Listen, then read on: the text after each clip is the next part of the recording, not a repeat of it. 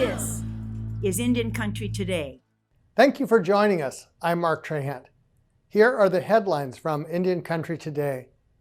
A wealthy Canadian couple traveled to the Yukon and pretended to be local motel workers in order to get an early vaccine. Now there are lots of questions about the consequences for that act and the rules ahead.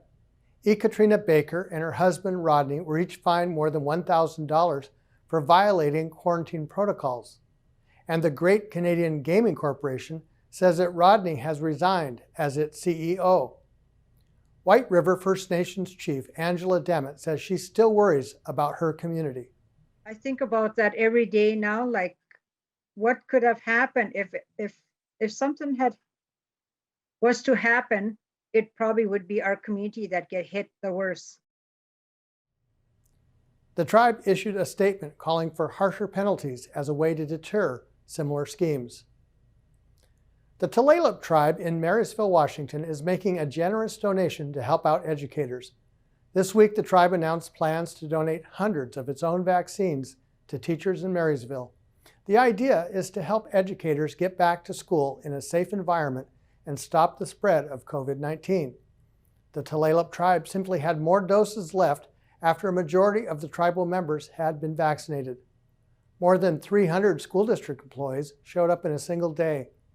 At that rate, nearly every employee in the district will likely be vaccinated by the end of this week.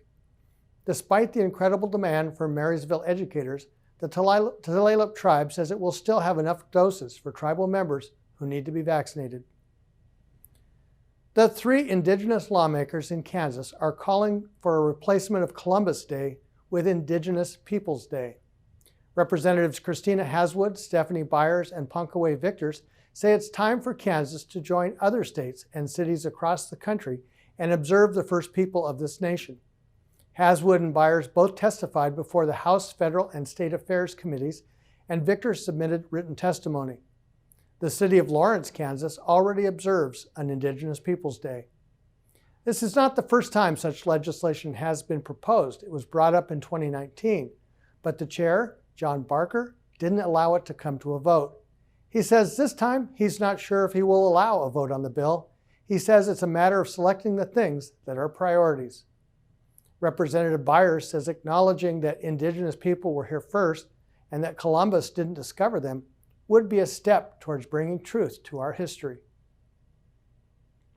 California Assembly member James Ramos is introducing a bill to replace the statue of Franciscan friar Junipero Serra. The statue was overturned by protesters on July 4th during demonstrations following the murder of George Floyd. Serra was known to abuse and mistreat local Native people. Ramos is enrolled in the San Manuel Band of Mission Indians. Now, because the sculpture was created in line with legislation, it will take another law to create a successor monument. The bill would require the statue to be replaced by a monument created with the input of tribal nations. And it will require the new Capitol Annex to include a hearing room dedicated to the Native people of the state of California. The bill is sponsored by 6 tribal nations that live in the region and whose ancestors populated the land where Sacramento is now. Some Cherokee elders will start getting their tribal newspaper for free. The nation's businesses donated $15,000 to the Cherokee Phoenix, the tribal newspaper. The paper has an Elders and Veterans Fund, which provides free subscriptions of the paper that publishes twice a month. The donation was placed in that fund. Now, elders 65 and older, as well as military veterans of all ages, can apply to receive a free 1-year subscription. Free subscriptions will be given as long as the funds last. 2 winemakers and a wine labeling company are agreeing to stop using names from the Yakama Nation's traditional language after being sued by the tribe. The labels include the name of historic Yakama leader and treaty signer, Chief Kamayakan, and the tribe's name, Yakama, or a variation of it, and depictions of Native Americans on horseback. One label provides background on the tribe's name and its believed interpretations. Tribal leaders say the use of the names constitutes cultural appropriation and provides a false impression that Kamayakan, who opposed having alcohol on the reservation, and the tribe approve and endorse those products. Sheridan Vineyard stopped production of its Kamayakan wines back in 2019 and says they have no problems with the issue raised and has no plans on using it in the future. And those are the headlines from Indian Country Today. I'm Mark Trahan.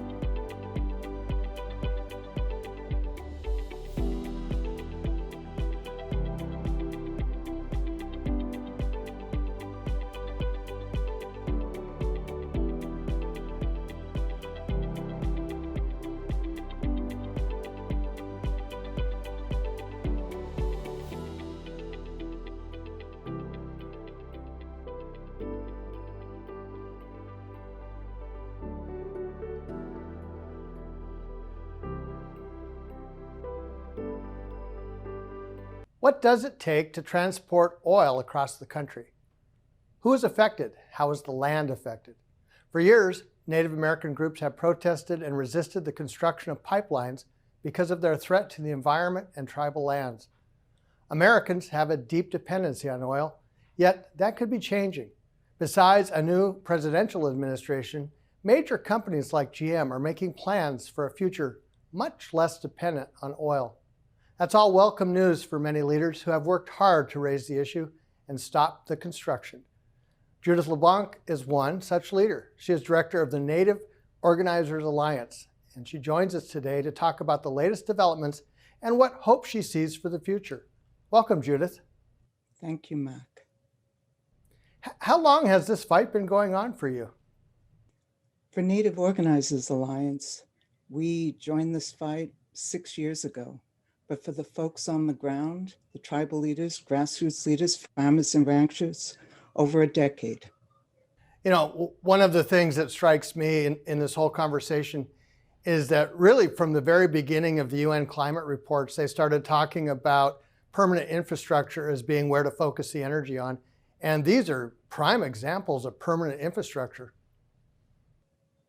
Well, you know, permanent has changed the definition of it.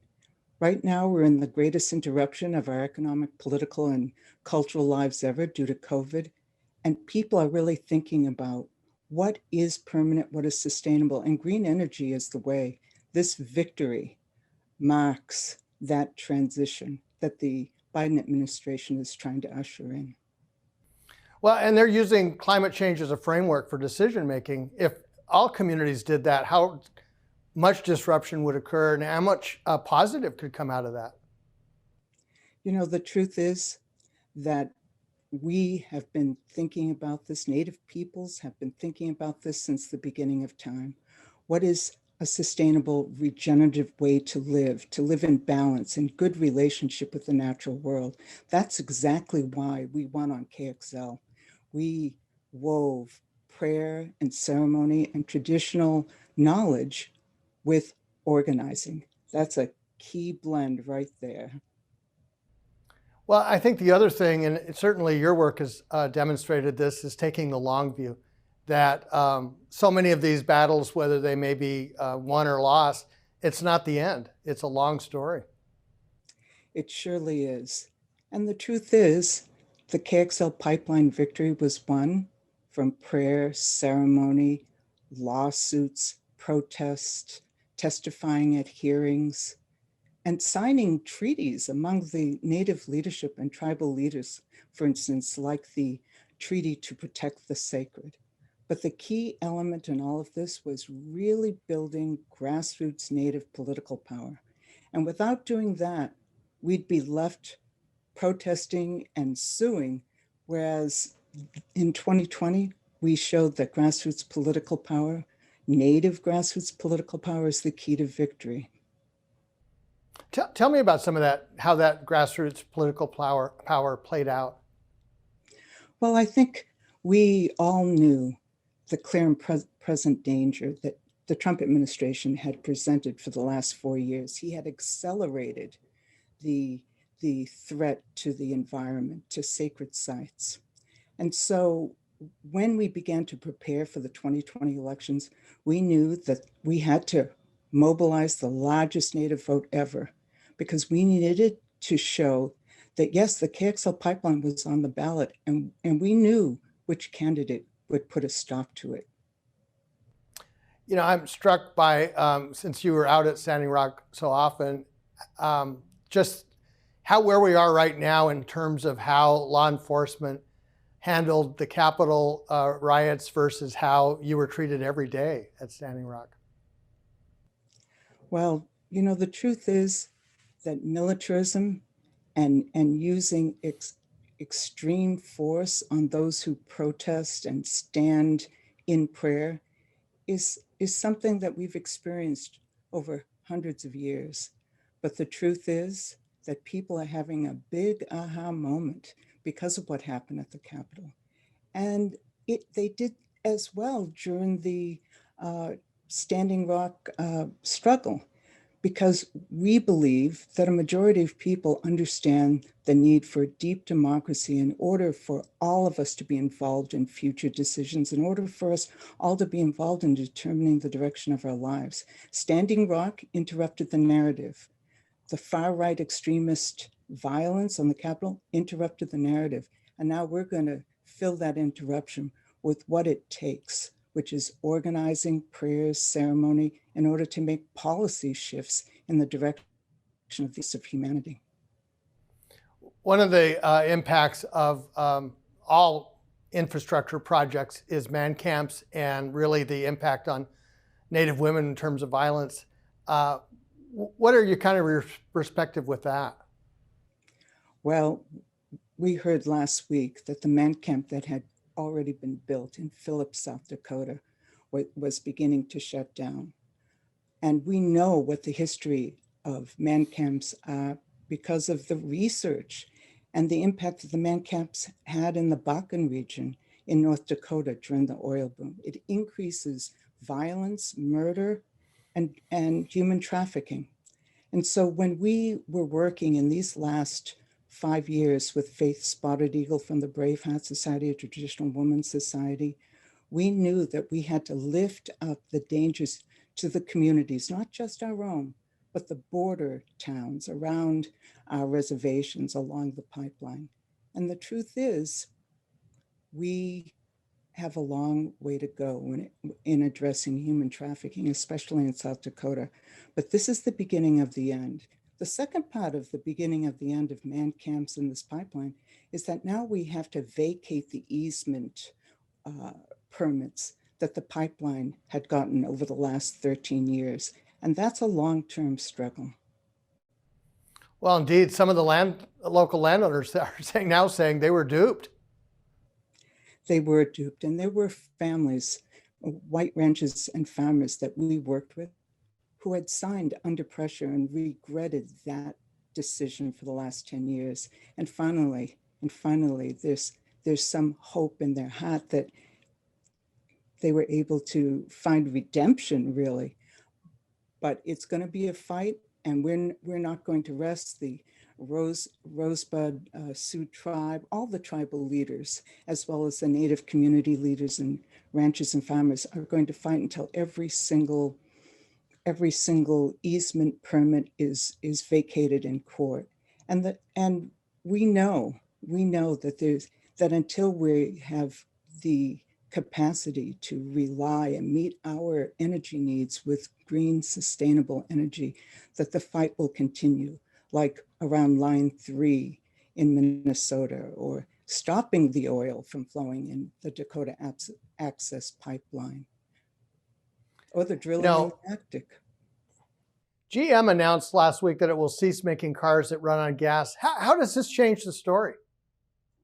Well, the headlines is that the bottom line for GM is profits.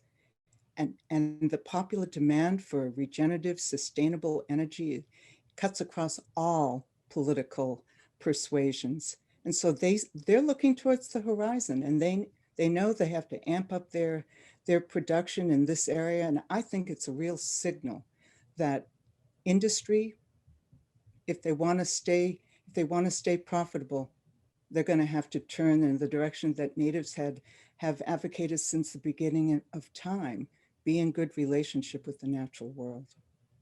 We'll leave it there. Judith Le Blanc is director of the Native Organizers Alliance. Thank you so much for joining us today. Thank you, Mac. We'll be right back.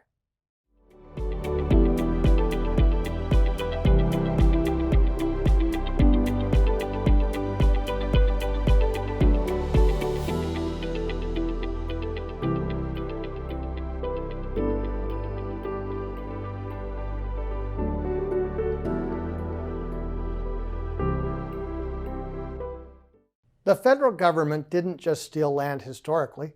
Members of the San Carlos Apache tribe in Arizona say it's going on right now. Several tribes and groups are suing the United States to keep the Oak Flat campground intact. Our correspondent, Carina Dominguez, has the story. This area in eastern Arizona has been held sacred by the Apache people, and now it's at risk of being desecrated, all because of a multinational mining corporation. It's going to be murder. They're going to take the life away. San Carlos Apache tribal members are defending Chichilbishtagotzil, the land now known as Oak Flat, with their lives. Former tribal chairman Wentzler Nosey Sr. is leading the effort with the grassroots organization he founded, Apache Stronghold. It's a political issue, it's an environmental issue, it's a health issue, it's a religious issue, and with several others. Oak Flat is 40 miles west of the San Carlos Apache Reservation, and tribal members and their allies marched the distance in 2015 with plans to occupy Oak Flat for, quote, however long it takes. Laura Medina is Ojibwe and was raised on the Fort McDowell Reservation. After spending time at Oak Flat and being invited to camp out, she felt obligated to stay and to give back to the region that helped raise her. It was just a really great experience. Like, you know, I think about it now and I'm like, man, I wasn't scared. And I think that's because I'm a mom. Like now I'm like scared. I'm worried about minors. Are they going to come and attack us? Two of the largest mining corporations in the world have their sights set on the land. Wentzler is living at Oak Flat full-time now after camping on and off for the last 5 years to ensure that Resolution Copper does not sink a 2-mile-wide crater through their holy place. He says shots have been fired near his daughter's head, and he's been robbed of supplies at the campground twice. They believe it's a part of the attempt to give away land that belongs to Western Apache people. The United States did not own the land of Oak Flat, and so they're not in position to give away the land. Oak Flat has been held sacred and used respectfully by area tribes for centuries. You could be born and you could die of old age because it has everything you need.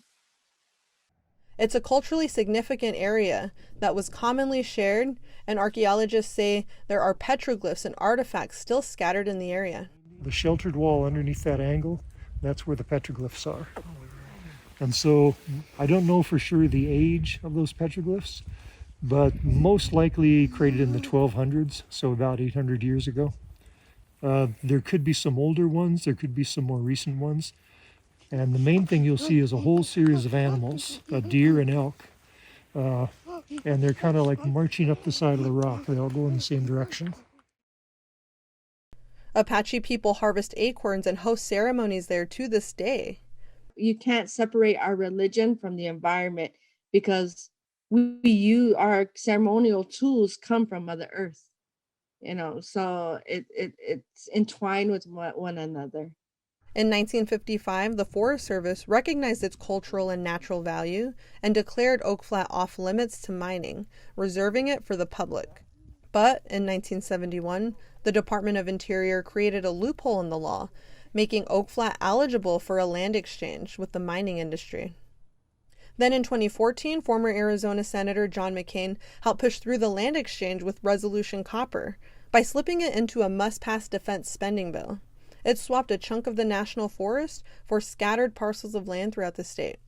The McCain writer notes the title must be transferred to Resolution Copper within 60 days of the publication of the final environmental impact statement. Apache Stronghold is suing the United States on behalf of cultural and religious leaders to stop the land transfer, saying destruction to the land violates their treaty and religious rights.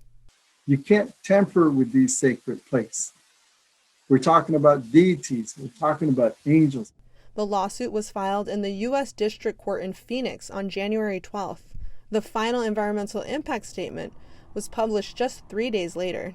We've always taken the spiritual road. Opponents of the mine held a vigil outside of the Tonto National Forest Office in Phoenix to mourn the potential loss of the land and prayed to protect it. That's the hardest thing to connect, is the heart and the mind. And that's what these people have lost, is that connection.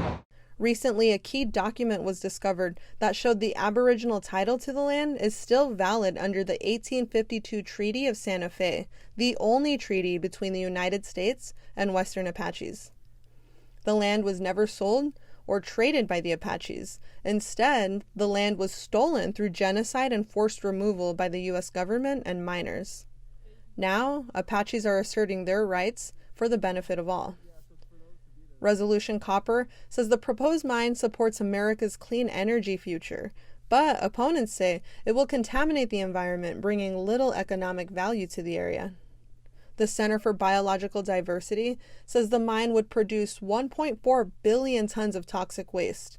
Resolution Copper is a subsidiary of Rio Tinto and BHP Billiton, two behemoths in the extractive industry. Rio Tinto caused public outrage last year when it leveled Aboriginal heritage sites in Australia to expand a mine. The area contained evidence of continued human inhabitants dating back 46,000 years.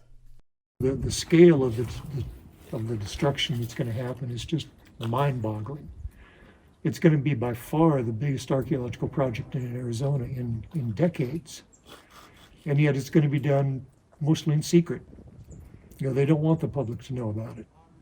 Resolution Copper says Oak Flat is home to one of the largest untapped deposits of copper in the world.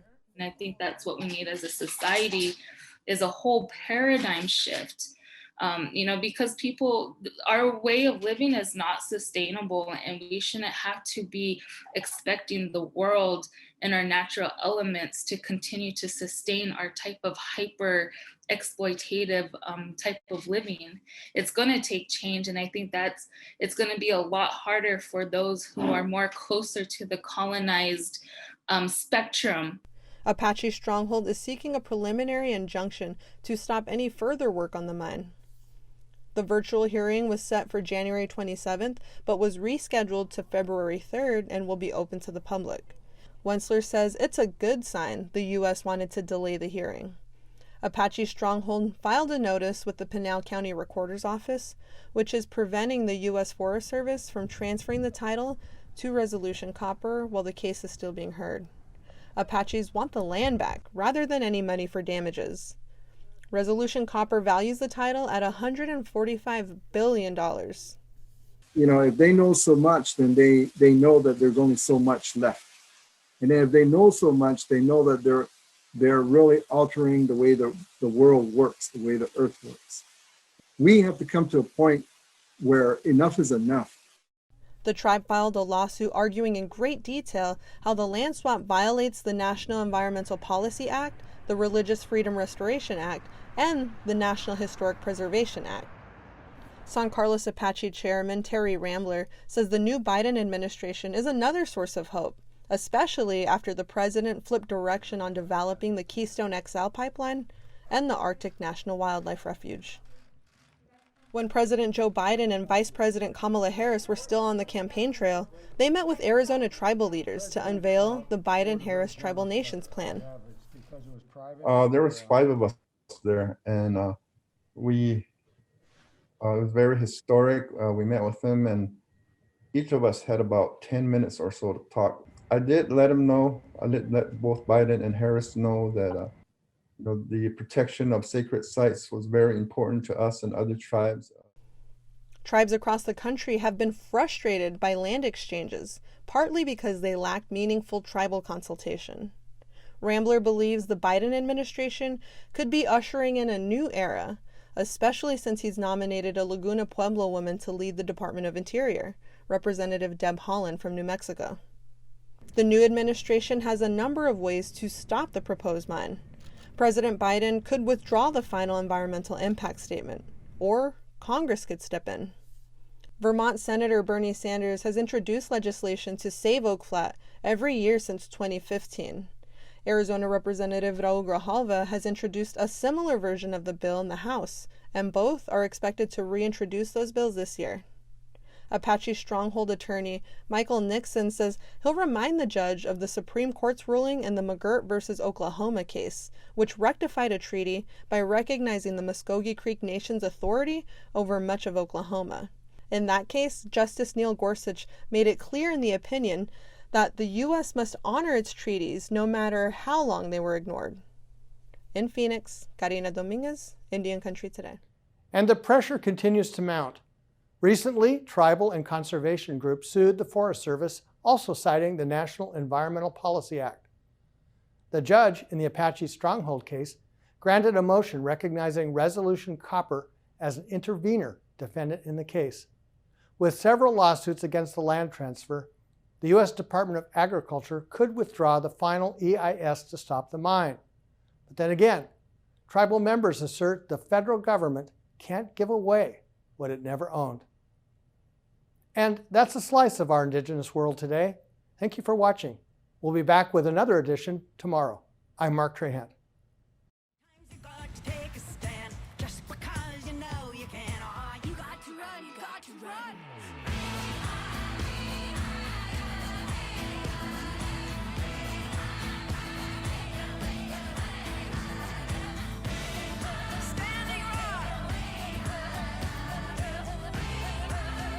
Indian Country Today is recorded at the Phoenix Indian School Visitor Center in Phoenix, Arizona. This is Indian Country Today.